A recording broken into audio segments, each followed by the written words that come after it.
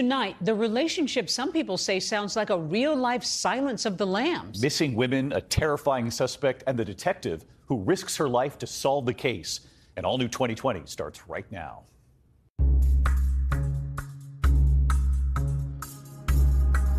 It was a baffling case. It's baffling. To have missing women in this town of Ashland is a big deal. A huge Unusual. deal. Very, very unusual. Elizabeth was very naive. She would trust anybody and everybody.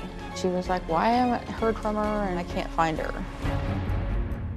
The last known images of Elizabeth Griffith were recorded while she was shopping inside this Walmart.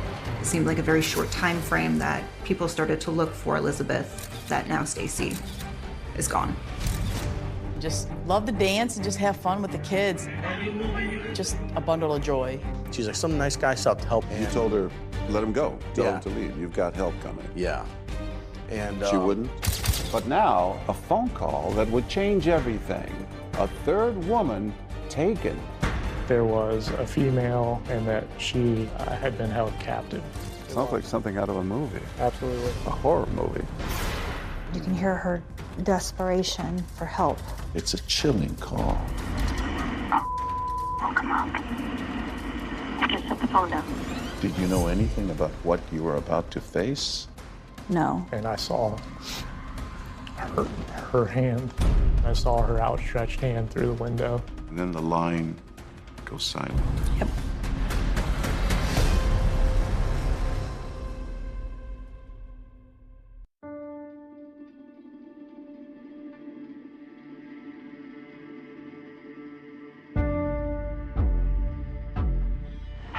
What is the address to your emergency? 4th Street, Laundromat. What's the problem? I've been assaulted. It's 6:48 a.m. in September 2016. Emergency dispatchers receive a 911 call from a terrified woman. She's whispering that she's being held at a house near the laundromat and that her captor is asleep at her side. Is he in the same room with you? Yes. Does he have a weapon? He's got a taser. Is there any way you can get out of the building? I don't know without waking him, and I'm scared. His bedroom is closed, and he made it so it would make noise. And we have officers we're sending.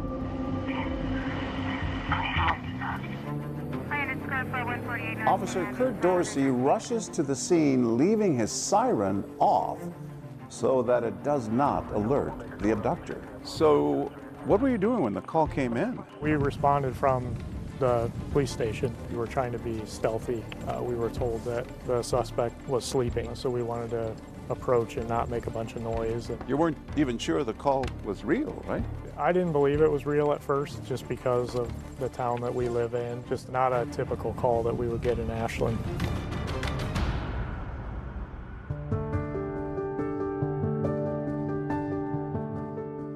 Ashland, Ohio. It's a small city between Columbus and Cleveland, home to more than 50 churches and a large Amish community. Ashland is a quiet, rural community. There's about 20,000 people who live there.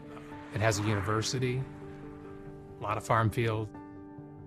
So this is Ashland.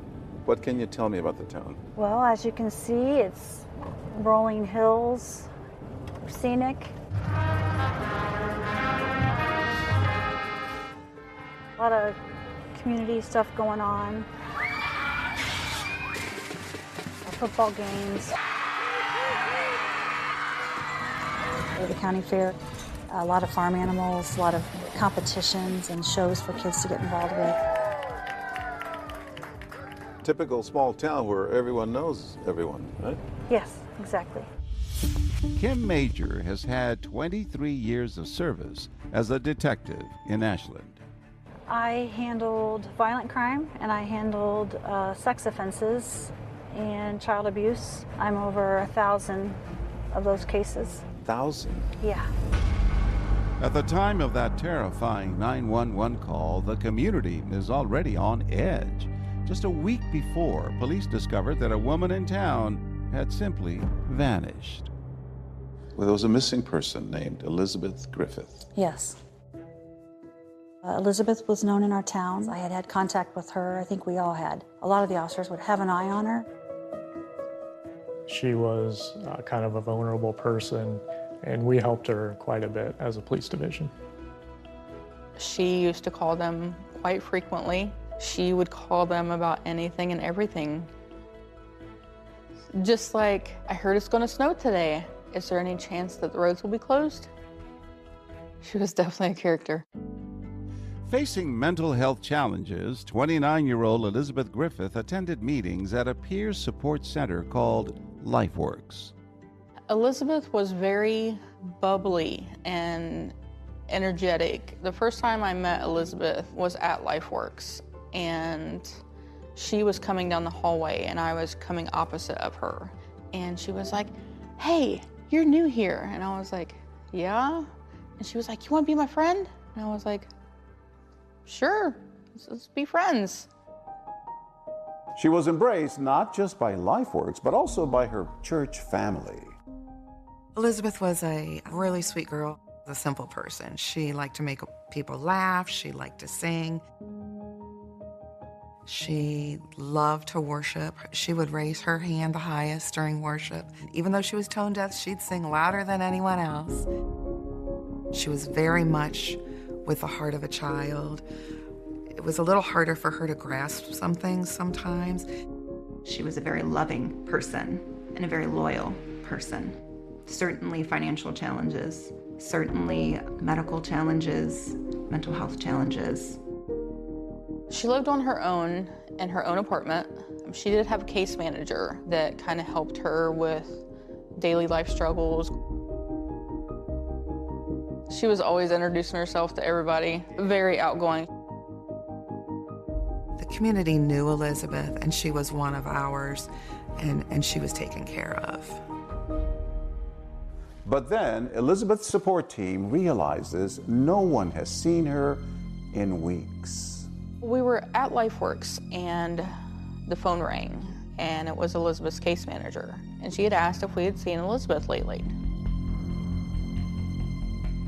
She was like, "I can't find her." So I called her cell phone and it just went straight to voicemail, which was highly unlikely for Elizabeth. I was like, something's not right. I was concerned because where would she have gone? What could have happened? She wasn't the type of person that would go missing, so we sort of knew something was wrong there.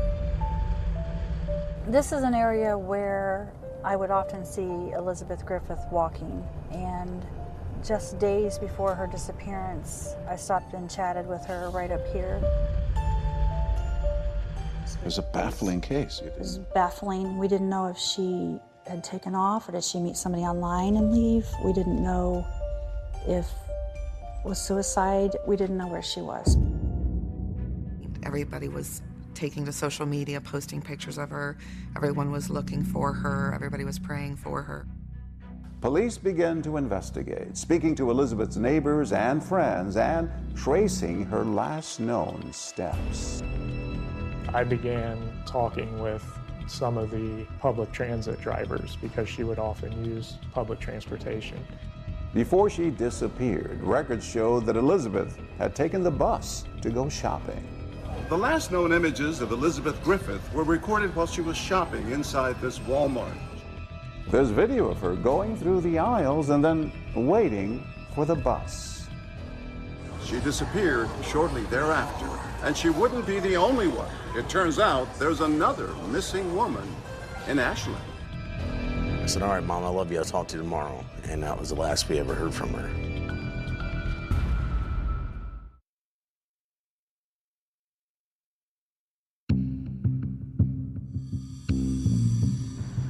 Police in Ashland, Ohio are searching for missing woman Elizabeth Griffith, and then they discover there's a second woman in town who also has mysteriously disappeared. 43-year-old Stacy Stanley, a divorced mom, devoted to her sons, Curtis and Corey. One of my mom's favorite songs was Leonard Skinner, Freebird. It's a pretty good song. Corey likes simple pleasures, playing music, riding his motorcycle on the highways of Ohio, raising his baby daughter. For him, family is everything, and his bond with his mother, Stacy, has always been particularly tight. Good boy, you kissed your brother. How would you describe her? Very loving and caring, and do anything for anybody, you know, give the shirt off her back if she needed to. Always there for her kids, calling you consistently. You know, if you didn't pick up, she'd call you like 1,000 times. My sister was a very outgoing person. It's a perfect time to make this wish. Have a happy birthday. Love, Grandma and Grandpa Stanley. $5. Growing up, we were so close in age and we shared the same room and stuff growing up. Karaoke? She would sing some songs. Now and then when I see your face. She loved punk rock music and the look, too. Guns N' Roses, Sweet Child of Mine. I actually had a video of her singing it when we were kids. I was videotaping her singing that. So she was not afraid to get on stage and perform? No.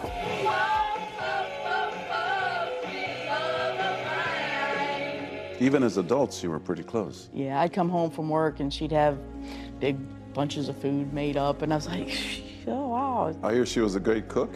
Yeah, I mean, we didn't get look like this over nothing, you know. She fed you well, huh? Yes, sir. Absolutely. And Stacy was a new grandmother to Curtis's 3-year-old daughter. She was a great grandmother. She was spoiled the hell out of her for sure. Just love to dance and just have fun with the kids. Just a bundle of joy. Stacy lived in Greenwich, Ohio, 30 minutes from Ashland. Stacy was not from our county. She was from a county that butts up to our county, and she had visited Ashland.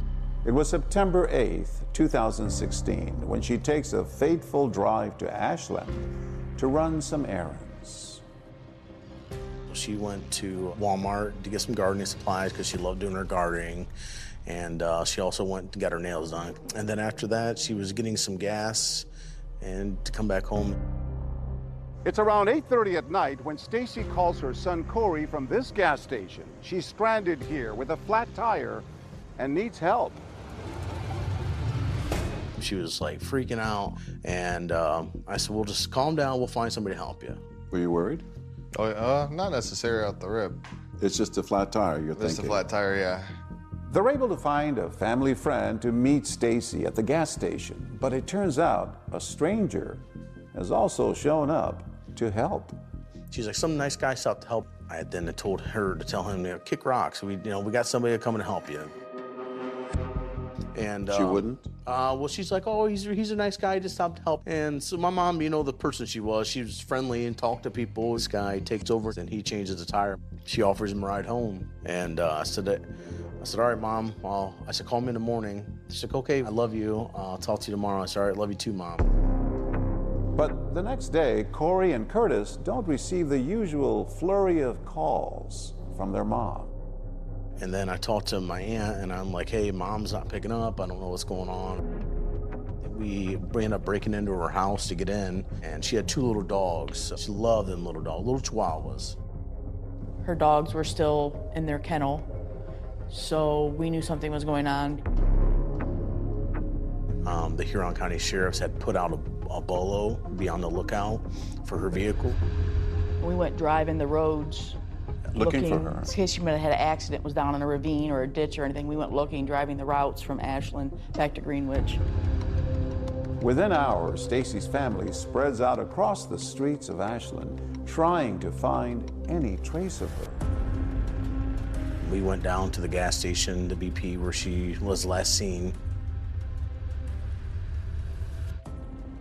I had printed off like almost 2,000 or 3,000 flyers.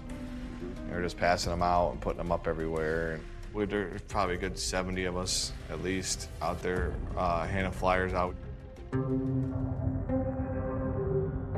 Detective Brian Evans is on patrol in Ashland when he spots the family.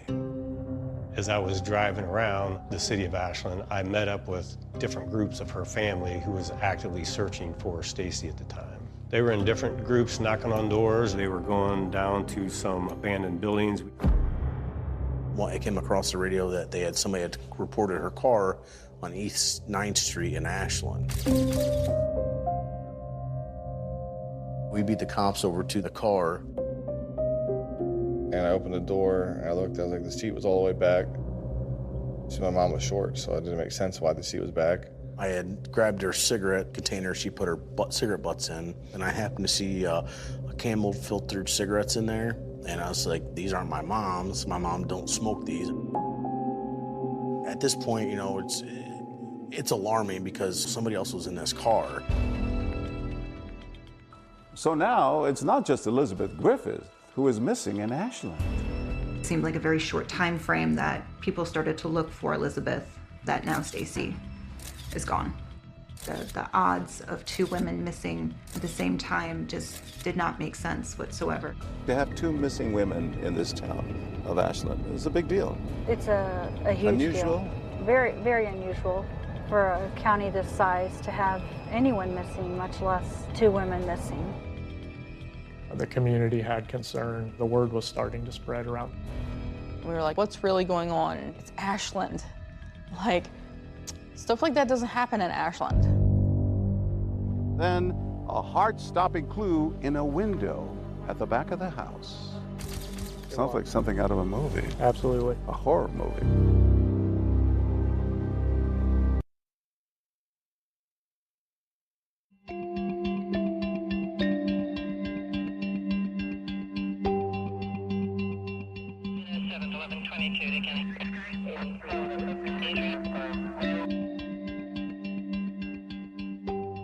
I'm a 911 dispatcher, Ashland Police Department. I've been a dispatcher for 26 years. What is your typical day like? I go to work, sign into all the computers. We usually have 6 to 8 screens, depending on what center you're at. Answer calls. You never know when the call will come in or what kind of call it's going to be. Your most memorable call? Probably this one.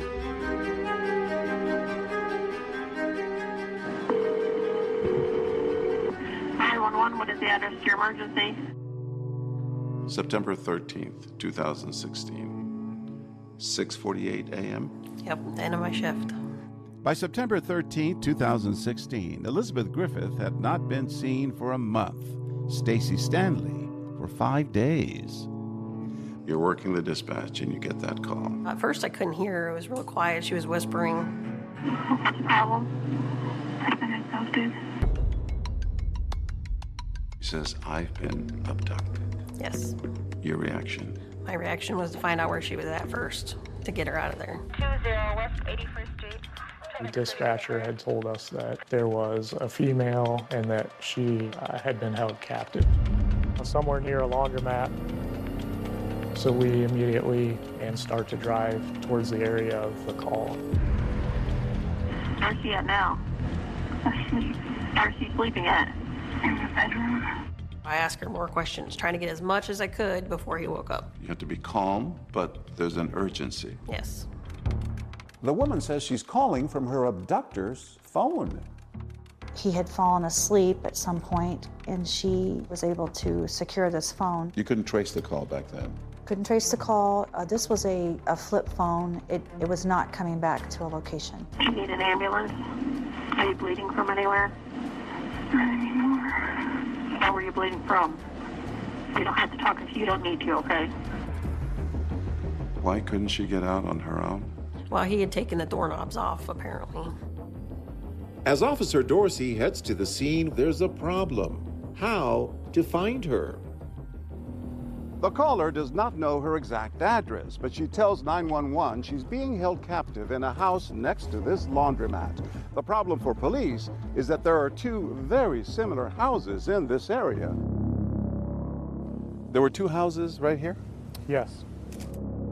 2 identical houses. And you didn't know which one? No, they were nearly identical, both the same color, same shape, 2-story. We had no idea which one. They can't just gang bust into a house. What if he'd have woke up with a weapon and hurt her? So they had to find her quietly. So they were outside looking for her. So how do you approach the house knowing that the captor is asleep? So we first started to just look in windows to see if we could see anything. check different doors to see if we can pinpoint which house she's in. As police conduct the search, there's a heart-stopping moment when the caller says she has awakened her abductor. Oh, come on. Just set the phone down. You can hear the sheer terror in her voice when he wakes up. Yep. And then the line goes silent. It must have seemed like Yes, forever. What's going through your mind? I'm just praying they find her.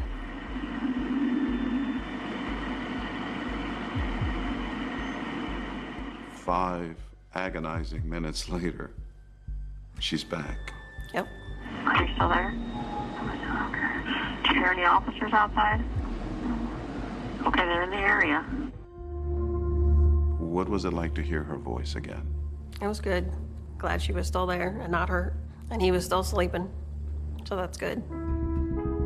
You can hear her desperation for help. It's a chilling call. It's chilling. I remember as I was checking the doors, panic starts to set in. I wanted to find her so bad. We're going back and forth between the two houses. The dispatcher had told us at some point that she heard a door. Did you hear him? I remembered that I had pulled on a door hard and it made a noise that I didn't intend. So I ran around the house that we were currently at and looked towards the direction of the other house. And they tell him to come back. She said, hurry, hurry. And I saw her hand. I saw her outstretched hand through the window, and I knew at that point she was in there. I would have gone through the wall to get to her. A hand right on the window. That's pretty eerie. Sounds like something out of a movie. Absolutely. A horror movie. We went to the door. It was locked, and I asked the dispatcher to relay to her that she needed to unlock the door. Can you unlock the door at all? She's able to unlock it, and we're able to open it.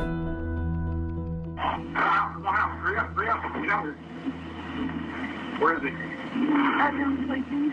Still sleeping? Yeah. Okay, they have her.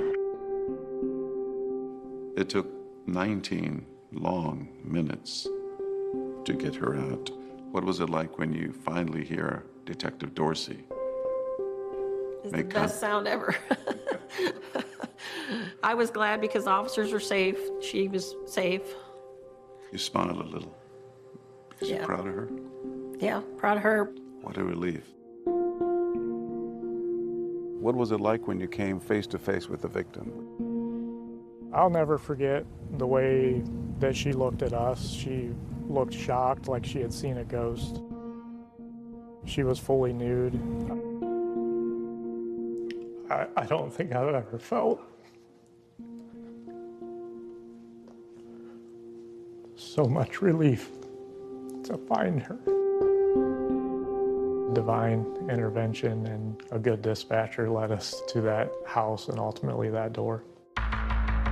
So now police need to find out what happened in this house.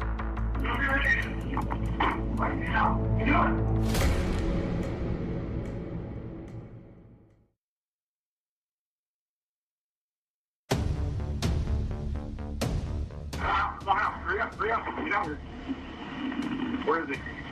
I'm sleeping. Still sleeping? Yeah. Okay, they have her.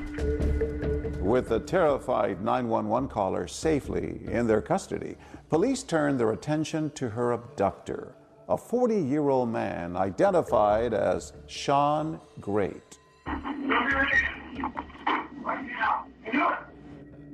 The dramatic moment when he's apprehended is heard on that open line from the 911 call.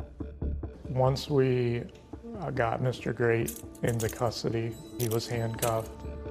He ended up in my car. So I began interviewing Mr. Great. And how do you know her again? We spend a lot of time lately together. We go eat lunch every day.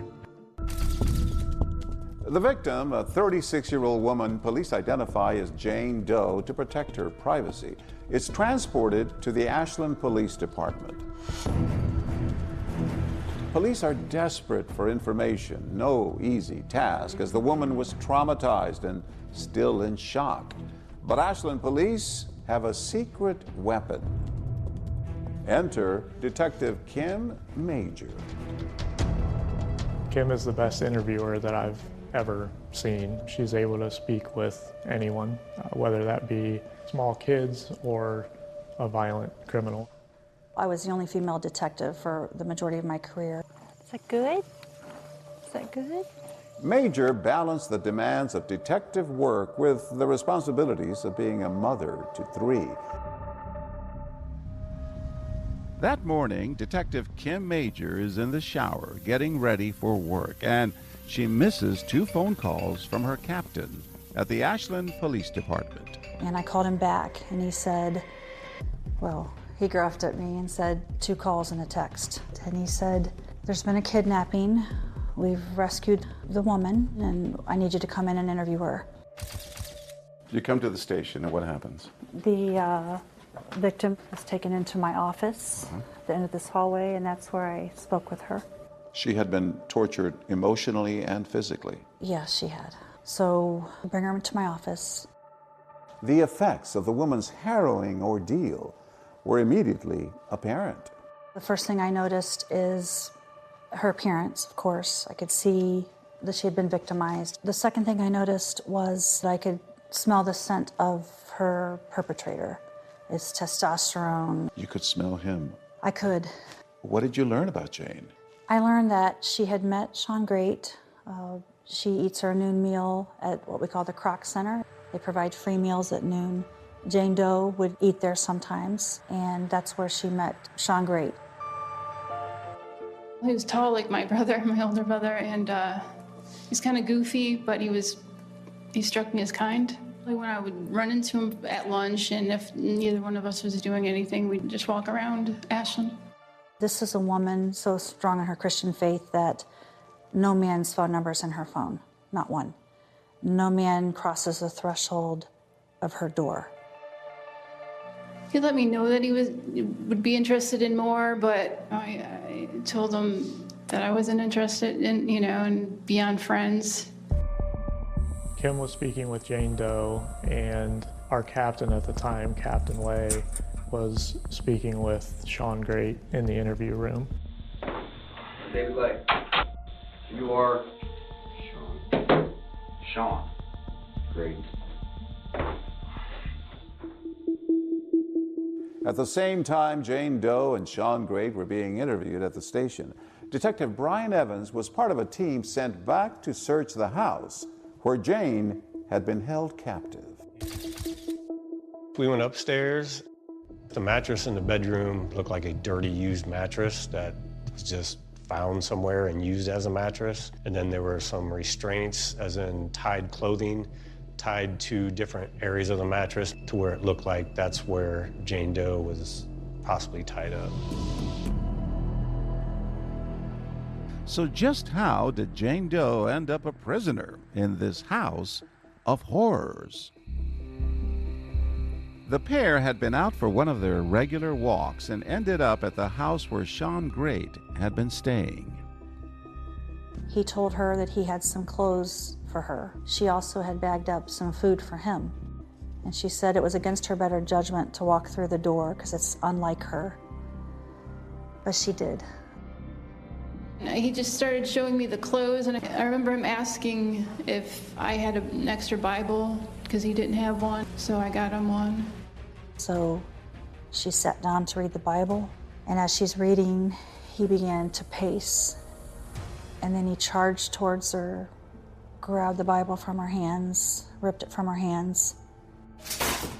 Jane Doe tells Detective Major that at that point, Sean Great attacked her. I tried to push him away and get up. I was just doing everything, trying to kick, punch, but everything I did, he just did it so much harder. And then what did he do to her? Sexually assaulted her And her words were every way imaginable. He would always bind my wrists, my legs at times. The details were horrifying. But the interview takes a sudden turn when Jane Doe mentions the name of Elizabeth Griffith, one of 2 missing women police had been searching for. She lived in the building next to me. Sweet, but like a child.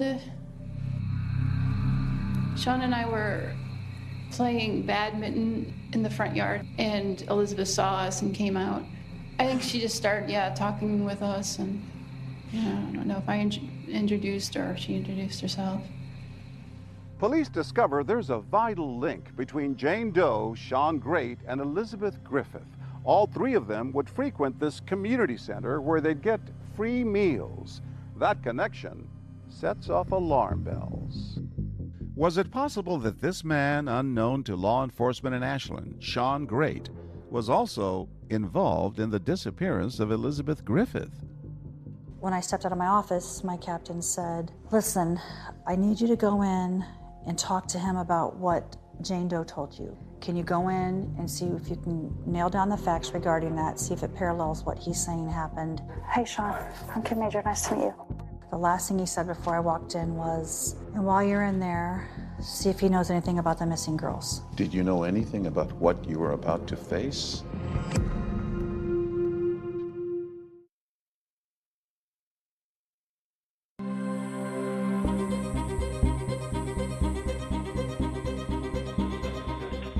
What do you do? Well, I walked down this hallway. I was told to go ahead and interview him, and this is where the interview room is. And when I came in, he was seated right here. Oh, he's right here. Yeah. "Hey, Sean, I'm Kim Major. Nice to meet you." Before you came in here, did you have any idea what you were in for? No, I had no idea. You had your own recorder. Yes, And what did you do? I took the recorder and just dropped it down my top. Because you wanted a record of this. Yes, just a backup in case something happened, and in this case, it proved valuable. Valuable indeed, because the video system stopped recording shortly after Detective Major began interviewing Great. That means her backup was the only recording of the interview while the system was down. So we're gonna get these cuffs off you. You decided to take off his handcuffs. Yeah, Why? I need to drop all of those things that would inhibit somebody's ability to relax or feel comfortable. But out of his handcuffs, he could attack you. He could. You weren't thinking about that. At that time, no. In a city where law enforcement routinely interacts with the community, Sean Great was not known to police. I had never heard his name. I had never had any tips about him. We didn't know him. Sean Great had grown up in Marion, Ohio. That's about an hour from Ashland. He was a good-looking kid, charming. With Sean Great, people talk about his eyes, they're piercing blue eyes. And women will talk about that. That's how they recall him, or his eyes. He just had one of these very likable personalities, very soft, laid back, very unassuming type of personality. And it was just one of those things that you just almost couldn't hardly not like. Sean never told me much at all about his background. I knew he had either a sister and a brother. I had never met his dad. He told me his mom abandoned him. He absolutely hated his mother. Christina Hildreth dated Sean Great for 5 years. I think before we moved in together, he had worked at, it was a motel, Super 8 or something in Marion, and he might have worked there a couple of weeks. That was about it. Other than that, I've never known him to have a job. While unknown to police in Ashland, Sean Great had become a familiar face at the Kroc Center. He would just come to our hot meal and just kind of integrated himself into the community meal and the community that attended and started making friends. I'd see him around town, walking and talking with people, and he just really kind of absorbed what we had. What did he say about Jane? At first, He tried to present it as if she wanted him, like they were in a relationship, that she wanted the sexual piece of this. That was one of the reasons why she said she wanted to marry me, because she was horny that day. Eventually, as we peel that away, you realize she didn't want this. Just as empathy had helped in speaking to Jane Doe, Major was using a similar approach, hoping to gain Great's trust. And slowly, he begins to open up, sharing details about his childhood.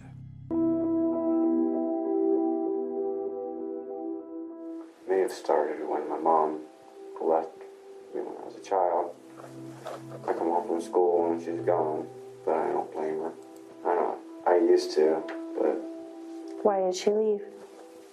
she had to go find herself. I'm sorry. It's fine. Does he admit that something happened with Jane Doe?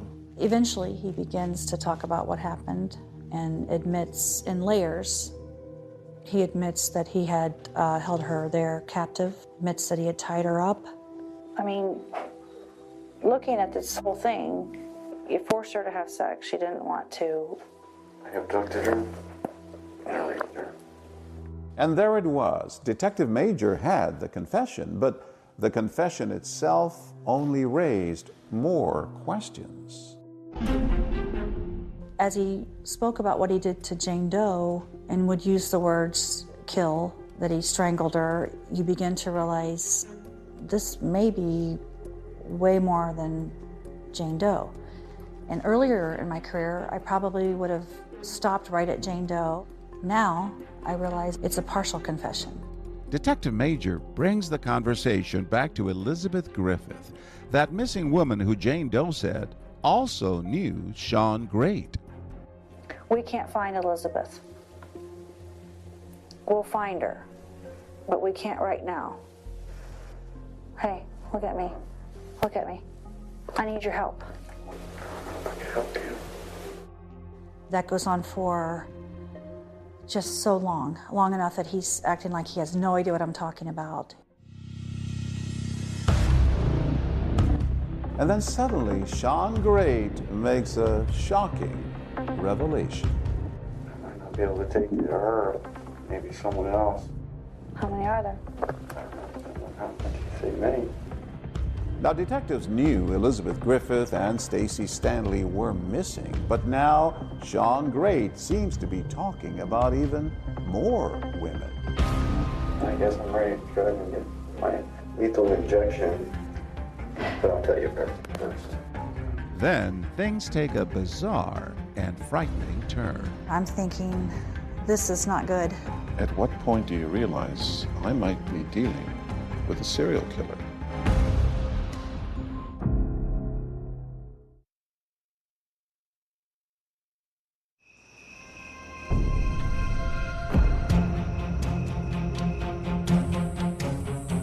You're in this very room alone with a serial killer. The magnitude was becoming clearer to me. Whatever he did, I'm going to get it. Police are now investigating whether they have a serial killer on their hands. Are there any other girls in the house right now? He had cut a slit into the back of the couch, and he was crawling in and out of the couch, and he would come out at night. He says, meet the other me. I just froze. The first thing that hit my mind is a monster. You don't normally have a killer show you how he did it. He said, I'll just do it on you. Kind of grinned. I'd get up behind him like this. He locks this in, he locks this arm in, he locks this head here, and then he just pushes down and squeezes. Wow, wow. At one point, he told me it was probably a good thing I had him in custody, because there would be more. We knew that she was relatively young. She had perfect teeth. We had somebody that had confessed to her murder. A fellow inmate tells you that Shawn Great, that he wants to kill you? No, that desire. I'm feeling it now.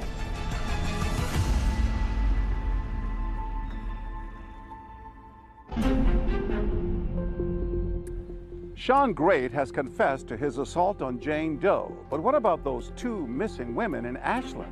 It's an urgent race to find out. Is he behind their disappearance? And can they be saved. And as you continue interrogating Sean Gray, time is of the essence. Time is always of the essence. I feel like I'm against the clock to get him to say something before I say the wrong thing and cause them to stop talking at all. And you're thinking he might have these 2 missing women and they could still be alive. Absolutely. I start pressing him on where Elizabeth Griffith is. Can you take me to where she is? I can't. Why? Sean, look at me. If I take you in my little detective truck, can you take me out? I don't know what you're talking about right now. I'm looking for Elizabeth's body. Can you take me to it? So she's dead? Then suddenly Sean Gray reveals shocking information that maybe he can bring Detective Major to somebody else. I might not be able to take you to her. Maybe someone else. How many are there? I don't know. What did you say? Many? What? I don't know. There might not be none.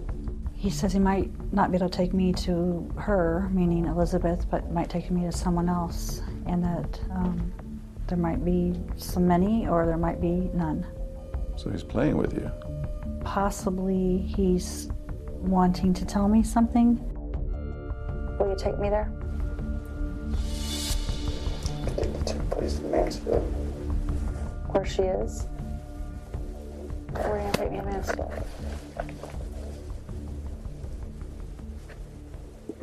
Or there's another girl?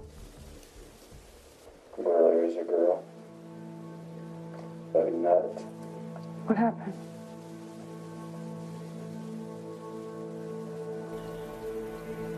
She's gone? She's been gone. Is she in a house? What is she in? What? All right, what's her name?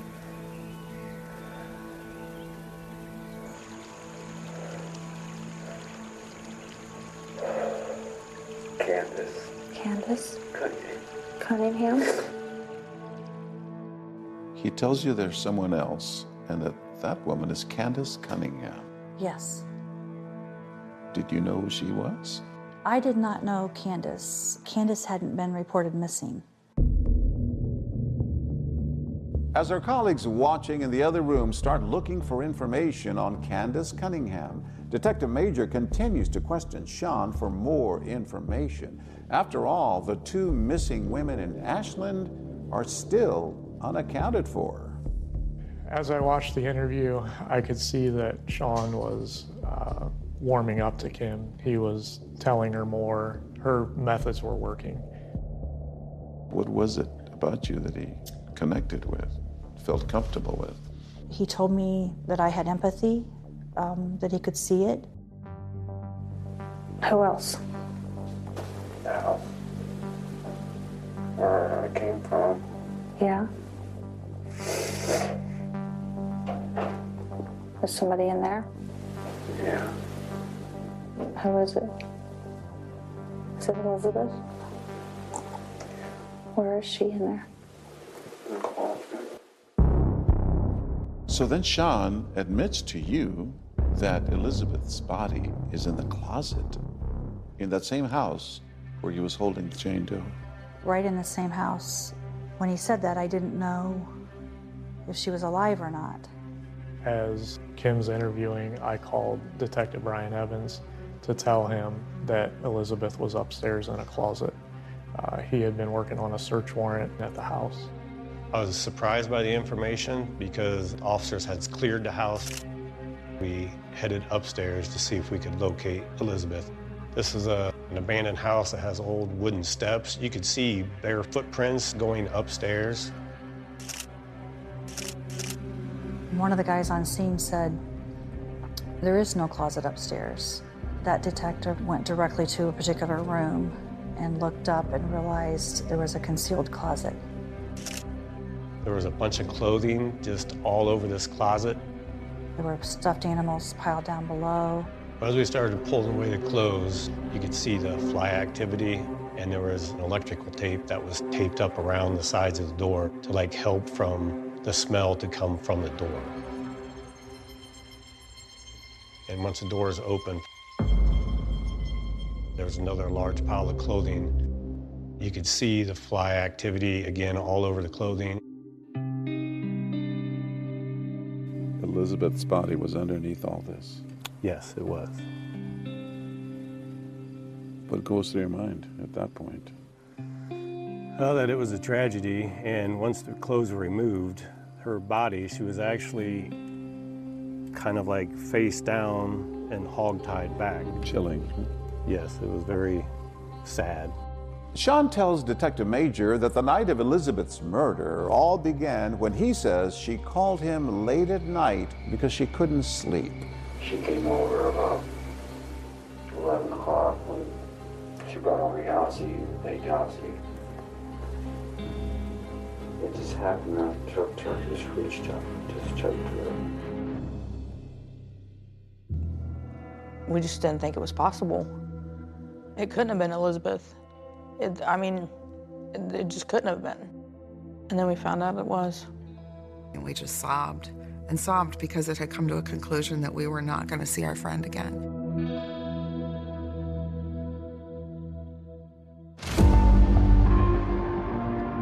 You're in this very room alone with a serial killer. Yes. As it progressed, the magnitude was becoming clearer to me.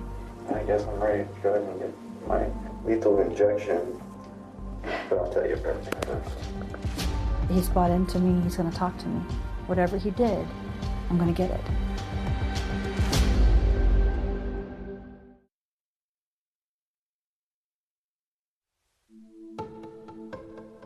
Sean Great has confessed to the kidnapping and rape of Jane Doe, the murder of Elizabeth Griffith, and knowledge of the disappearance of Candace Cunningham. But Stacy Stanley is still missing, and Detective Major has a hunch he knows more about her as well.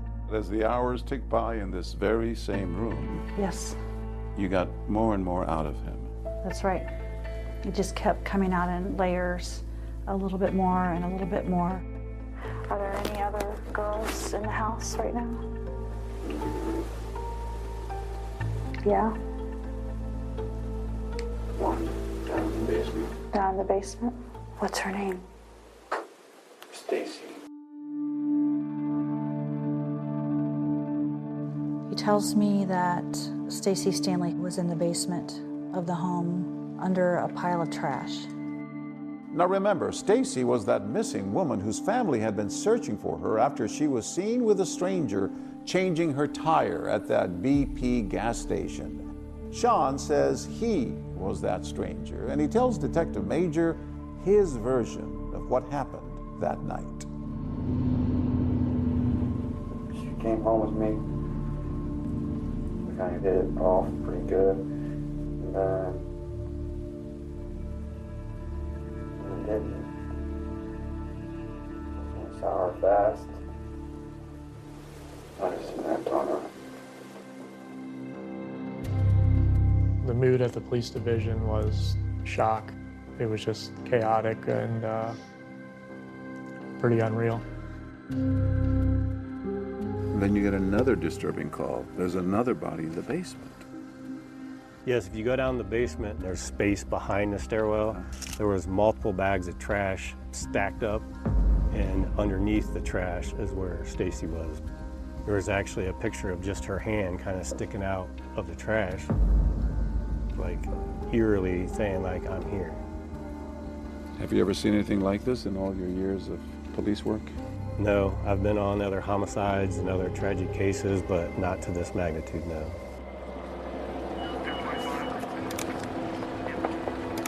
A lot of our local community was coming to the area, and you could tell the feeling in the air was that the people knew that we found bodies in that house. What started as a rescue ended with a gruesome discovery that only got worse. Now families wait to find out if those women are their loved ones. I got a phone call saying I need to get to Ashland ASAP. I don't want it to be my mom. I mean, nobody wants it to be their mom. I don't get to watch her grow old. My daughter don't get to She don't get to watch my daughter grow up. Honestly, I think that my sister's in that house and they're not going to know anything for a couple hours. They pulled out a couple pictures. They're like, do you guys recognize that? I said, yeah, that's my mom's picture. It was very traumatic, having to see that, and that was my mom laying there, It's bad enough what he did, but for some reason, thinking that he put her under trash.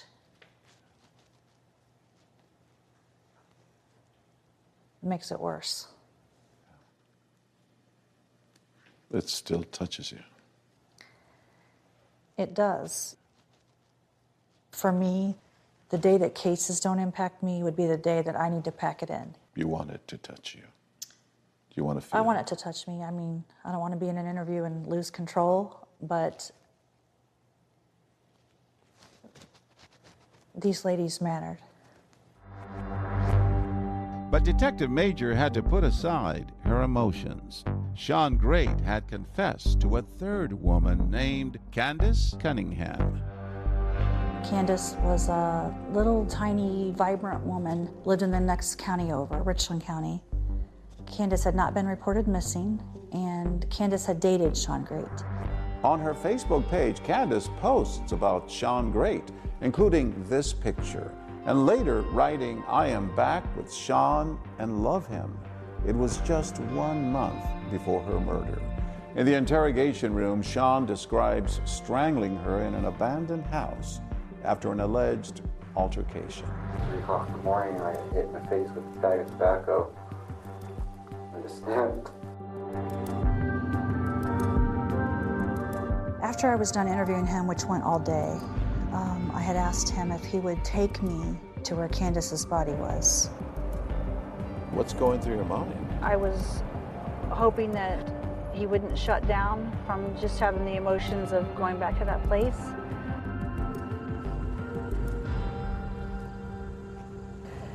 So this is the scene where the home was, where Candace Cunningham was living with Sean Great.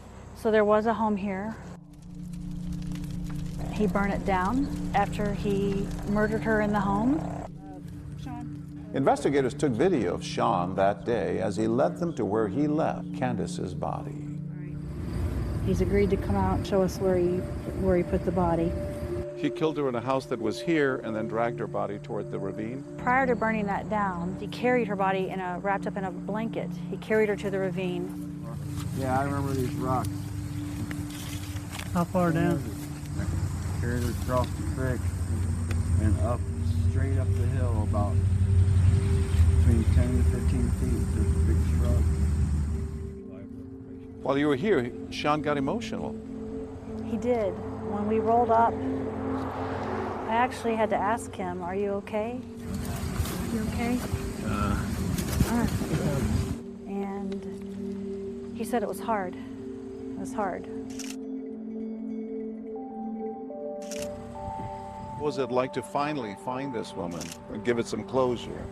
Like I wanted to go down to the ravine and rescue her, but she's gone. Frustrating that she hadn't been reported missing, that no one even knew at all.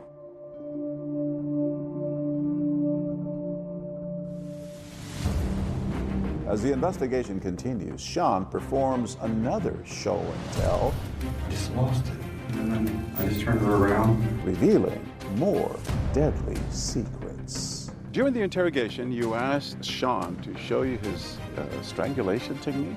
He said, "I'll just do it on you." Kind of grinned.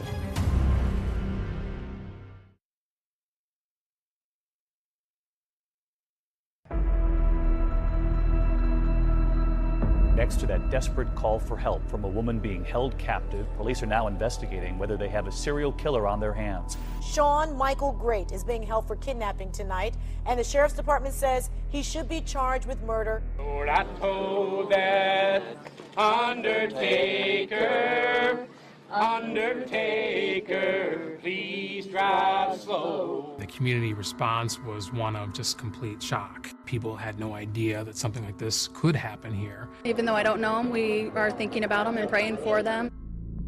all I kept saying was, oh my God. And it was just like, this is unreal. No, we're not talking about the same guy. I was just like, how?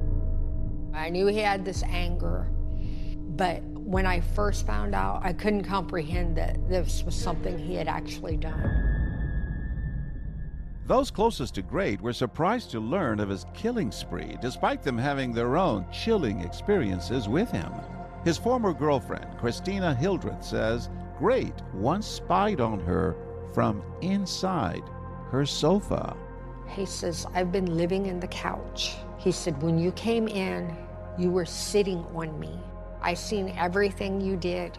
He had cut a slit into the back of the couch, and he was crawling in and out of the couch, and he would come out at night. That was terrifying.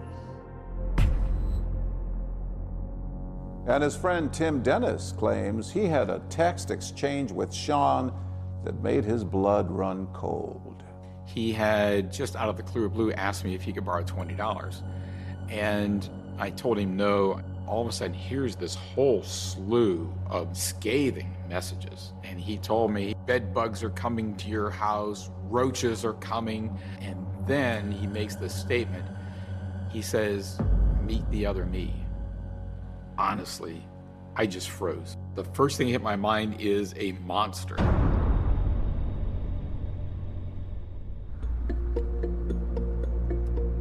Two days after his arrest, you go interview him again now with Detective Evans. Yes, I did. I asked him if there was anything else he wanted to get off his chest. Anything else you thought about that you haven't talked about? What's that? Cold case. They've already found her. I'm thinking her name's Dana. I totally forget her name. He tells me that he had killed a woman in Marion County. 10 years earlier. 10 years earlier. Dana. He didn't know her name for sure. Who was she? She had come to his mother's house to sell magazines. Sean says he got upset because the woman didn't deliver the magazines that Sean's mother had ordered. He said he was in town and just happened to see her. So he said he made up a story that he had money back at his house. So that's when I fronted her. So you're gonna rip me off like you did my mom? And that's when I choked her out right here. He said he placed her out by some railroad tracks. Her body had been found years and years ago. She just hadn't been identified. Detective Major knows authorities will need to figure out who this Dana is, but they press on, probing Sean about key details of his other murders. Detective Evans and I decided we might try to have him show us how he strangled the victims. So Brian Evans says, would you do this on a doll? And what did he say? He said, I'll just do it on you, and kind of grinned. I was like, okay, and then we got up. So I roll the camera. Okay, this is Detective Major. We have Detective Evans in the room, Sean Great in the room. Then he kind of just gets behind Brian and does a hold on him. Brad just grab her. I look at Brian's eyes and I'm thinking, this is not good. So I'm you, and you're Sean. So what did he do? So he just came up behind. He said I'd get up behind him like this, and then he comes back. He locks this in, he locks this arm in, he locks this head here, and then he just pushes down and squeezes. Wow, wow. And at that point, I kind of mouthed over to Detective Major that I'm not doing that again. You could have lost consciousness in seconds. He could have killed you. I didn't put a whole lot of thought into that. It just went to getting the evidence, and I feel I have some training that I don't believe he would have killed me. Police don't normally get this kind of demonstrative evidence. You don't normally have a killer not only confess to a crime, but then actually show you how he did it. How'd you know to stop? You sure went like this? This morning, suspect Sean Great held on a $1 million bond and facing double murder and kidnapping charges. Do you understand the nature of the 3 offenses charged in the complaint, Mr. Great? Yes, Your Honor. He seemed kind of unalarming. I could understand why maybe women were trusting of him or went with him willingly, because he didn't look like a monster. Law enforcement is on the hunt to figure out just who is this unidentified woman Shawn Grate has confessed to killing 10 years prior in neighboring Marion County. Nobody knew who she was. It was a great mystery. Investigators reached out to the Ohio Bureau of Criminal Investigation. My name is Samantha Molnar. My position at Ohio BCI is a forensic artist. I can do a clay facial reconstruction from the skeletal remains. We can actually 3D print an exact replica of the skull. I basically start doing the clay reconstruction from there, building the muscle structure on the face, placing the average tissue depth markers, and then kind of finishing the sculpture. We did receive some tips, but none of those tips led to an identity. Detective Kim Major isn't just trying to crack the Shawn Grate case. She also has to juggle the full-time job of being a mom to 3 active kids. All right, hook her up. I'm always worried about her, no matter where she is. I would stay up at night, me and my little brother would, and just wait till she gets home. I try to say that I am not overprotective of my kids, but I'm sure I am. But could this case put Kim or her family in grave danger? When the case was going on, our fair kicked off. I get a phone call, and it's a man, and he said, "I have your daughter."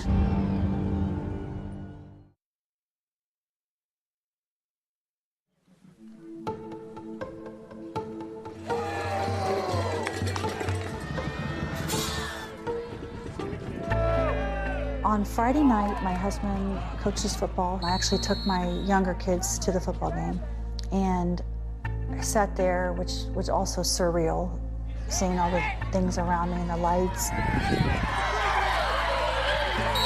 People are happy. They're happy, they're cracking their helmets. The band, watching my husband, hearing the whistles. Friday Night Lights. It's Friday Night Lights. That's small town America. I brought my kids home, put them to bed.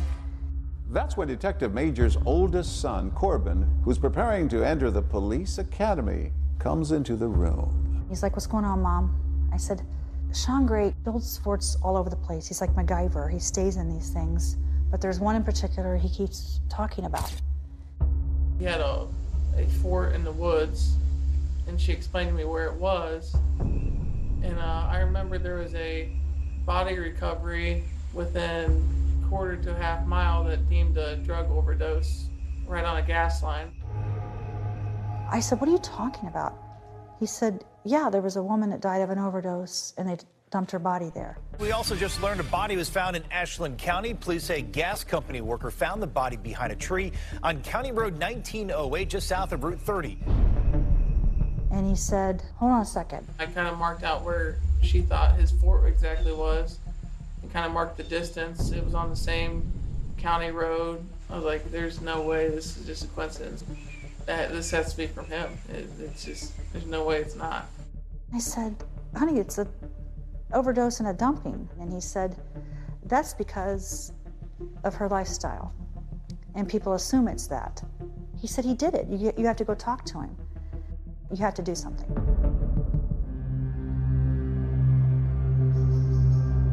The next morning, went in to the jail, pulled Shawn Grate out. There's a case from out in the county, meaning that we found a girl. And we're trying to see if you'll be honest, if that's something you had something to do with. Rebecca Lacey. Yes, sir. I had problems with her once. 31-year-old Rebecca Lacey's death had been ruled a drug overdose by the Ashland County coroner. But now, Shawn Grate shares what he says happened to her. We played a game of pool. I went to the bathroom, right? I had some money in my wallet. And that's the first thing I did was just check my wallet.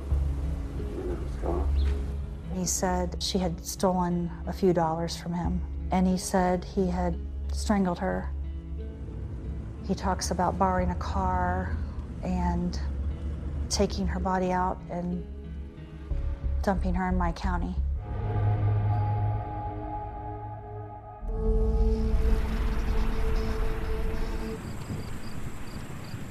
This is where Rebecca Lacey's body was found.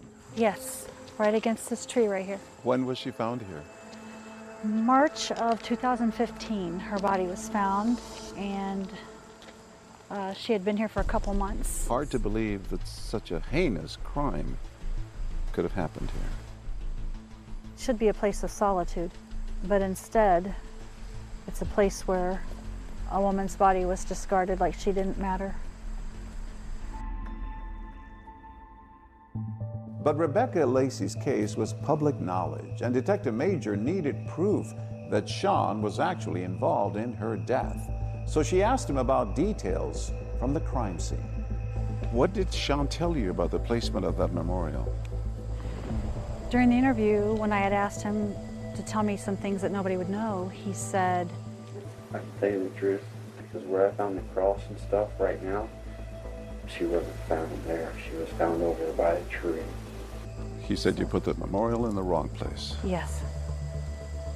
He was right. Nobody would have known that. With this new information, authorities reopened the Rebecca Lacey case, ruled her death a homicide, and later charged Sean Great with her murder. Detective Major had formed a unique bond with Sean Great. You spent 33 hours with Sean Great. Yeah, 8 interviews, 33 hours over the course of over a month. So much so that they've been compared to Clarice Starling and Hannibal Lecter from The Silence of the Lambs. Starling. Well, Clarice, have the lambs stopped screaming? What kind of toll does it take on you? It may have made me a little more hypersensitive. When the case was going on, our fair kicked off. I get a phone call, and it's a man, and he said, I have your daughter. And I said, who is this? And he won't answer me. And then he hangs up. They contact a guy who made the phone call. It was just a coincidence. The case probably changed how I handled something like that. That was a rough one for me that night. A month after he's arrested, there's another chilling development. A fellow inmate tells you that Sean Great is targeting you, that he wants to kill you.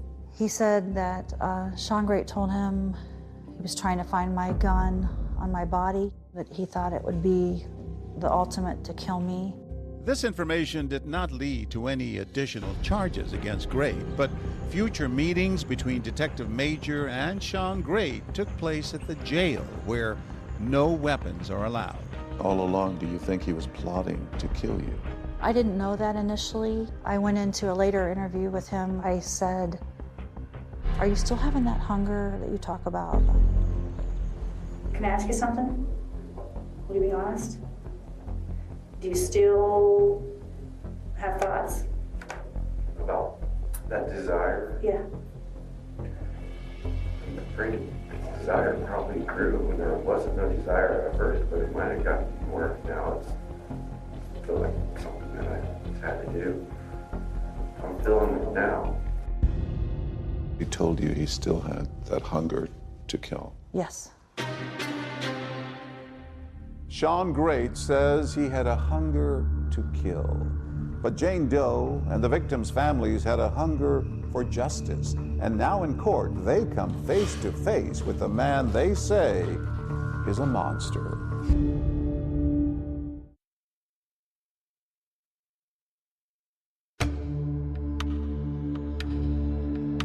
It's April 2018, and Sean Great goes on trial at this courthouse for crimes against 3 of his victims: Jane Doe, Elizabeth Griffith, and Stacy Stanley.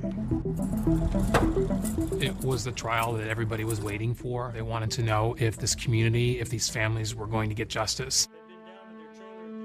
This is not a whodunit case. This is a he did it case. The defendant subsequently, over the course of multiple interviews, confessed to every element of every crime with which he is charged. I ask that you consider that Sean freely and voluntarily gave information during several interviews which implicated himself in several serious offenses. Jane Doe comes face to face with her abductor, bravely taking the stand against Sean Great, detailing her horrifying ordeal.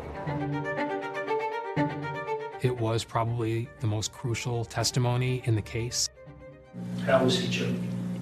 With both hands around my neck. Did he let go of your neck? I think when I stopped struggling and fighting, he asked me if I had enough. And I think I just remained motionless, and so he released his hands. She testified about the terror that she went through during the time that she was kidnapped and sexually assaulted.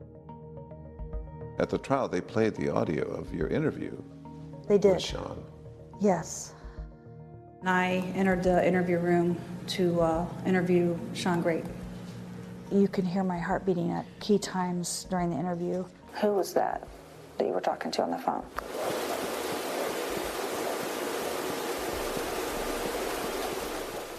It made me realize that maybe it affects me physically more than I recognize. Prosecutors reveal gruesome details about the deaths of two of his alleged victims. People don't understand when you were in that trial, what you see and what you hear, you can't unsee or unhear ever. And those thoughts are always in your mind. You can't forget it. It was too gruesome. It hurt you that much. Yeah. Even talking about it today. Why? Just what you went through. It wasn't fair. Sorry.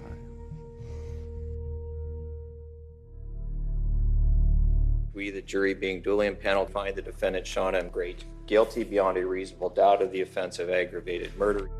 Sean Great, guilty on 2 counts of aggravated murder as well as rape and kidnapping. But justice is bittersweet.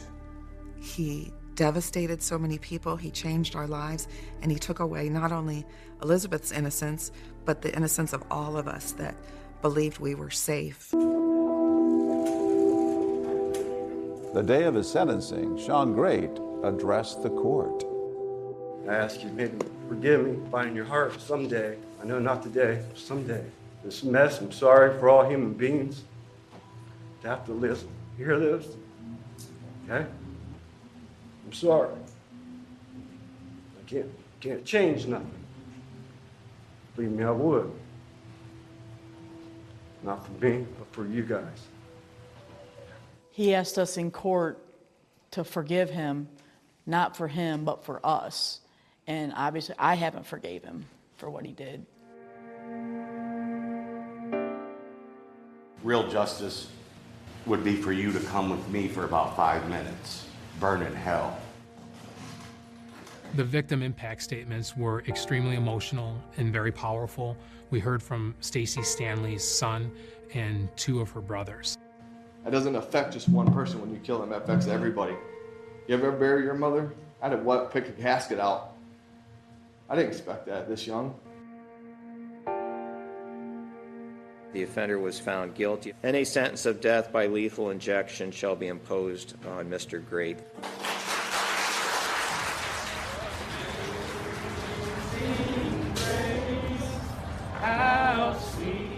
At the trial, you had justice for Stacy Balloons. Yeah. And Stanley Strong. And you released him when he got the death penalty. Yes, we had. There was quite a few people that showed up out there to show the support for the family, and that we were glad that he got convicted and received the death penalty. I mean, that was what we were hoping for. Praise God. In March 2019, Sean Great pleads guilty to the murders of Rebecca Lacey and Candace Cunningham in Richland County. But his first victim remained unidentified. You are what you eat. So the different things you're exposed to in your environment all show up in your bones. We learned that she likely was from a southern state, somewhere between Texas and Florida. Then finally, a match. Now this woman, a victim of serial killer Shawn Great, has a face and a name.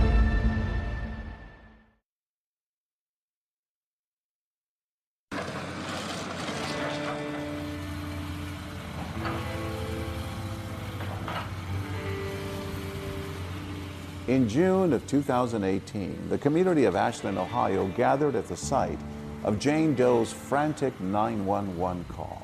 Today, that house was finally demolished, bringing closure for residents and relatives of the victims. Many people felt like they needed to be here today.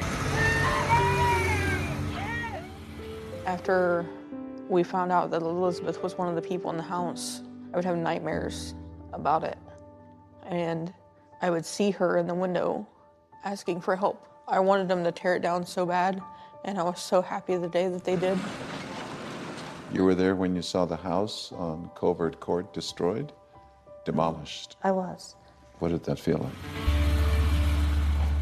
It was a tangible piece that was destroyed, but the weight of the situation is still here. 2007, the remains of a female. 1 year later, another step forward, a new development in the search for the identity of Great's first known victim. The preliminary results indicated that the victim was very likely Dana Nicole Lowry of Minden, Louisiana.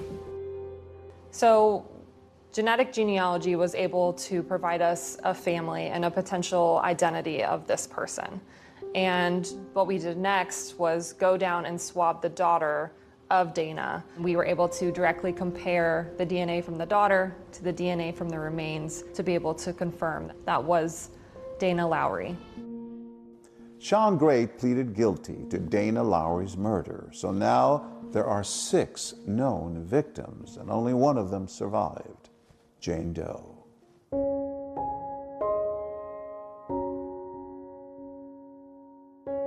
What would you say to that woman if you were able to talk to her today, to Jane How Doe? brave she was. She saved so many people. If she hadn't been brave and did what she did, we wouldn't have caught him. Then how many more women would have suffered? Kim Major has retired from the Ashland Police Department, and she now works as the Safety Services Director at Ashland University. And she's written a book about the Shawn Great case. I don't want to forget this case. I don't want anyone to forget it. These women could have been anyone. You titled the book A Hunger to Kill. Those are his words. He has a hunger to kill. Do you think there are other victims out there? I don't think this is a closed book situation. I think more information may come out. We never get to say our goodbyes. As for the Stanley family, they're still dealing with the tremendous pain of losing Stacy. You miss her still? Oh yeah. It's been 8 years. I haven't even opened a box of anything of hers. I just kind of put it behind like it doesn't exist to an extent.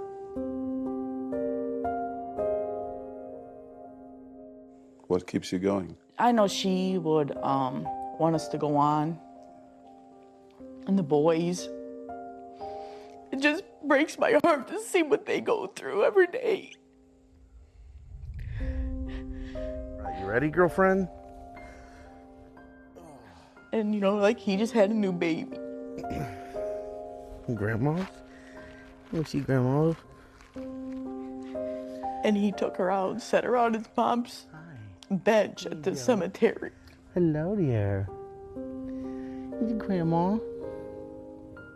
I talked myself into going out there. Yeah, that was so cute. She was smiling so big. It's beautiful. And that's hard for me to sit and see my daughter never gonna meet my mom.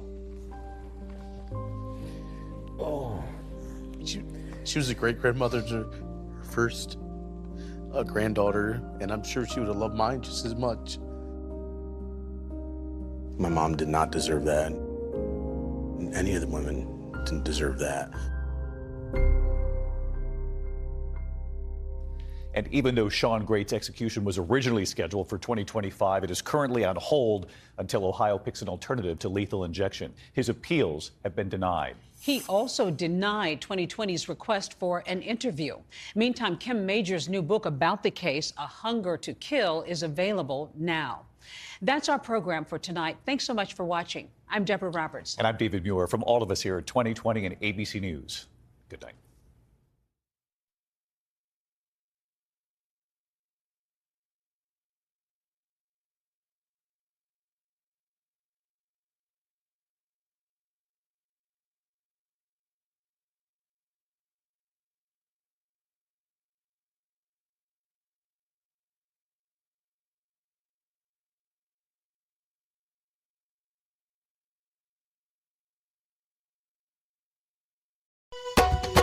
दुनिया दो दिन दी बंदा दे मौत दमाल दुनिया दो दिन दी दुनिया दो दिन दी बंदा दे मौत दमाल दुनिया दो दिन दी आए कर तू कुछ ख्याल दुनिया दो दिन दी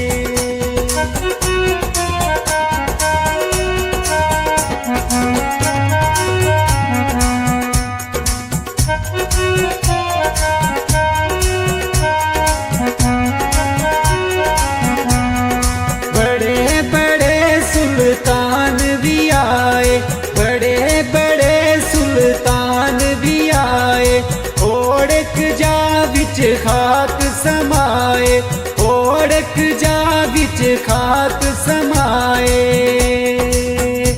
आए हो गए ख्वाब ख्याल दुनिया दो दिन दी आए हो गए ख्वाब ख्याल दुनिया दो दिन दी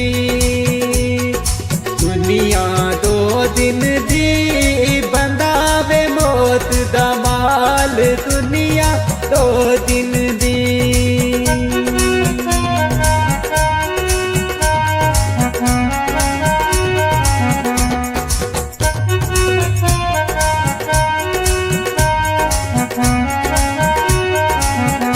ऊंचे लम्हे महल बना दे ऊंचे लम्हे महल बना दे दगा फरेब ते जुल्म कमा दे दगा फरेब ते जुल्म कमा दे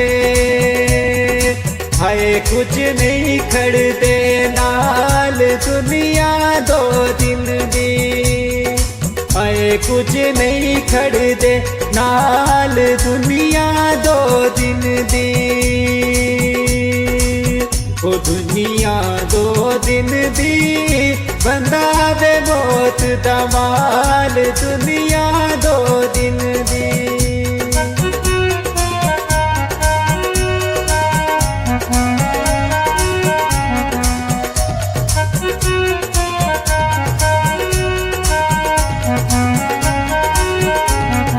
दुनिया देंदी दुख बतेरे दुनिया देंदी दुख बतेरे वीरा कोलू वीर नखेड़े वीरा कोलू वीर नखेड़े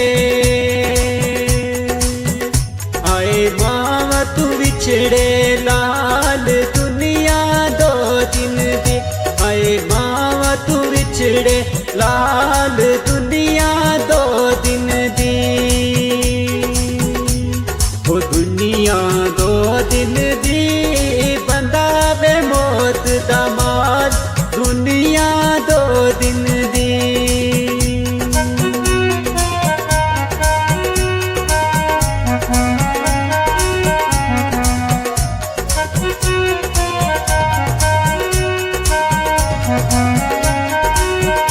सुख दे सजना सारे संगी सुख दे सजना सारे संगी नस जांदे जद आवे तंगी नस जांदे जद आवे तंगी हाय कोई नहीं गम दा प्याल दुनिया दो दिन दी ओह कोई नहीं गम दा प्यार दुनिया दो दिन दी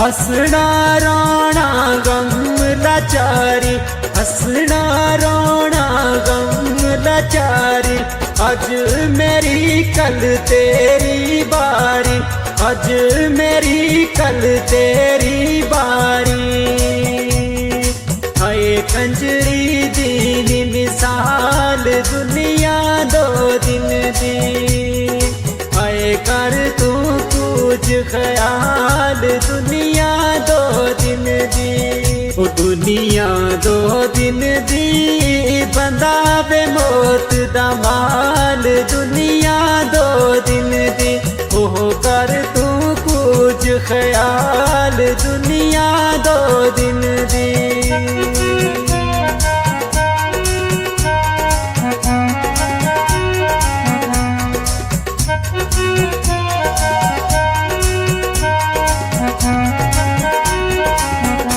गुत वे तुड़ानी मिट्टी दा वीरा गुत तुड़ानी मिट्टी दा वीरा अपना आप संभाल बशीरा अपना आप संभाल बशीरा हाय मिट्टी मिट्टी दा माल दुनिया दो दिन दी हाय मिट्टी मिट्टी दा माल दुनिया दो दिन दी हाय कर तू कुछ ख्याल दुनिया दो दिन दी हाय कर तू कुछ ख्याल दुनिया दो दिन दी ओ दुनिया दो दिन दी बंदा मिट्टी दा माल दुनिया दो दिन दी हाय कर तू कुछ ख्याल दुनिया दो दिन दी हाय कर तू कुछ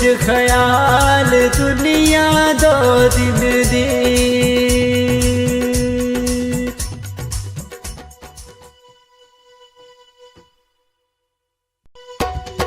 दुनिया दो दिन दी बंदा बे मौत दमाल दुनिया दो दिन दी दुनिया दो दिन दी बंदा बे मौत दमाल दुनिया दो दिन दी आए कर तू कुछ ख्याल दुनिया दो दिन दी